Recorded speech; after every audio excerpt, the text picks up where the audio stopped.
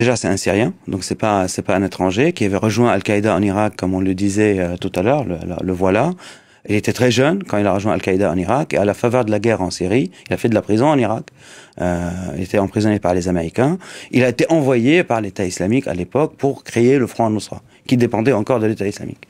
Sauf que Jolani ne respectait plus les ordres, pour faire court, on peut rentrer dans les détails, de Baghdadi, et Baghdadi a fait une enquête interne et a cherché à le destituer en déclarant en 2013 que le Front al-Nusra est dissolu, et c'est là qu'ils ont créé l'État islamique en Irak et au Levant, avril 2013.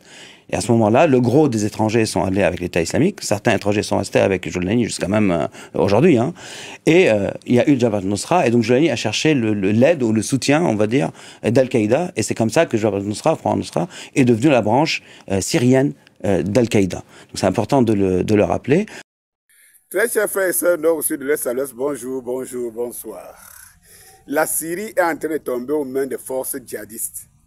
Et quand vous écoutez les chaînes de télévision occidentales tout compte fait, c'est que Bachar al-Assad doit tomber, mais les rebelles, les djihadistes, et vous savez le chef des rebelles, ce qu'ils appellent les rebelles, parce qu'ils font tout pour ne pas appeler djihadistes, alors que le chef qui est en tête, qu'on a mis en tête, c'est un djihadiste. Ils combattent donc le djihad en Afrique, qu'ils ne gagnent pas.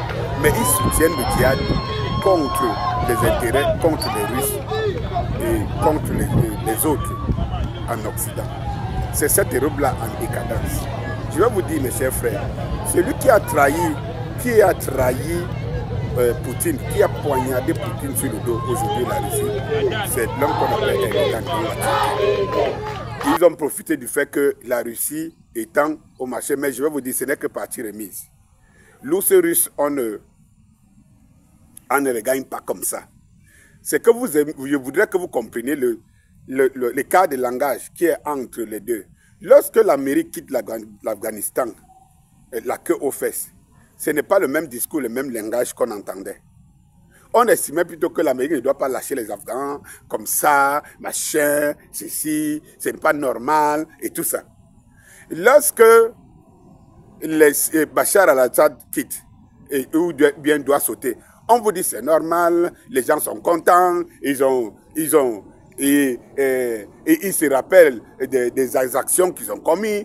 Si vous voyez ce que les Occidentaux ont commis comme action dans le monde, si vous voyez ce que les Occidentaux ont commis en Libye, en Irak, partout dans le monde, vous vous posez des questions si c'est les mêmes gens qui vous parlent.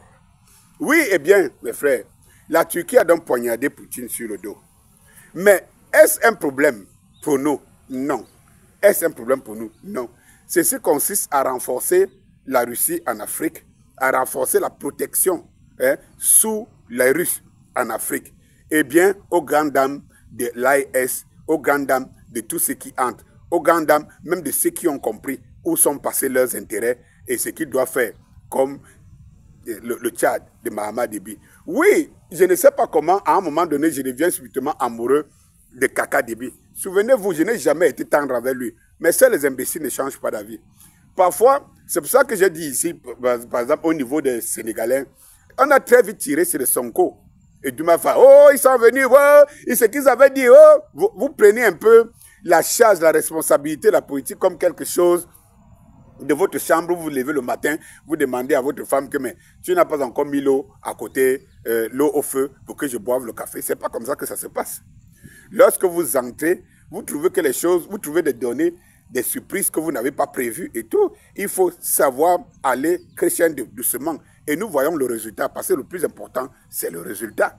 Qui pouvait imaginer, tel qu'on nous disait encore il y a quelques mois, entre Dumaïfa et Sonko, on nous disait que non, il continue la politique de la France. Qui pouvait imaginer qu'il pouvait les bouter dehors? Non.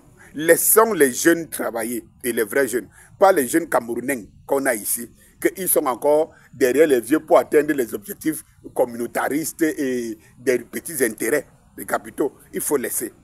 Je voudrais recentrer le débat en disant, oui, aujourd'hui, au même moment, Zelensky est content, fier de recevoir Trump. Il est fier parce qu'enfin, Trump peut le sortir du piège que les Occidentaux et les Américains l'ont lancé. Et il cherche une porte de sortie. Aujourd'hui, en France, même Macron, qui disait qu'il va en guerre. C'est lui qui réunit Zelensky. Parce qu'en fait, Macron doit jouer son bateau. Pour que dans la reconstruction, là, dans le jeu d'intérêt sur lequel ils sont lancés et qu'ils ont perdu, et qu'au moins de l'autre camp qu'ils ne perdent pas, qu'il soit un acteur majeur. Voilà la géopolitique mondiale aujourd'hui. Oui, la Syrie va tomber. Oui, la Syrie est tombée. Oui, Bachar al-Assad va partir. Mais je vous dis encore, méfiez-vous de l'ours russe. Parce que l'ours russe, on ne le gagne pas. Oui, et méfiez-vous en politique des forces. Les amis d'aujourd'hui seront les ennemis de demain, ainsi de suite. Mais ce qui est sûr, le monde qui avance ne le récupérera pas. Le monde multipolaire qu'est venu apporter la Russie et dont l'Afrique doit tirer par opportunisme sa place, doit automatiquement se positionner comme certains sont en train de le faire. Et que nous, au Cameroun, par exemple, nous sommes encore en arrière, comme les fesses. Tout cela doit changer, chers frères et sœurs. So that, bon dimanche.